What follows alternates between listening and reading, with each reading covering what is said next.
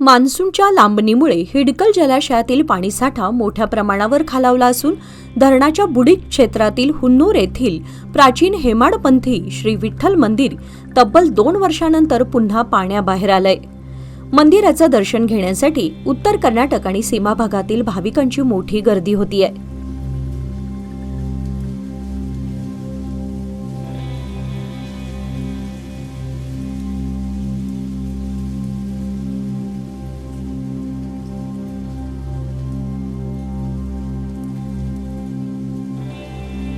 हे मंदिर जून 2023 मध्ये 46 वर्षांनंतर प्रथमच उघडलं होतं, तर आता पुन्हा एकदा पाणी पातळी तळाला गेल्यानं हे ऐतिहासिक मंदिर दर्शनासाठी उपलब्ध झालंय।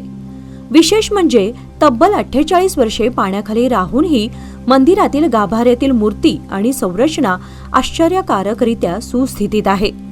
विठ्ठल रुक्मिणीच्या पारंपरिक मूर्तीऐवजी चंदन लेप आणि शेंदुरामुळे तयार झालेला स्वयंभू आकृतिबंध असून इतकी वर्षे पाण्याखाली राहूनही त्यावरील घोंगडीची घडी जशीच्या तशी अवस्थेत असल्यानं भाविकांमध्ये मोठं कुतूहल निर्माण झालंय। हे मंदिर हुन्नूर गावाचं ग्रामदैवत असून 30 बाय 30 फूट आकाराची हेमाडपंथी वास्तुकला आजही स्थापत्यशास्त्राचा उत्तम नमुना मानली जाते।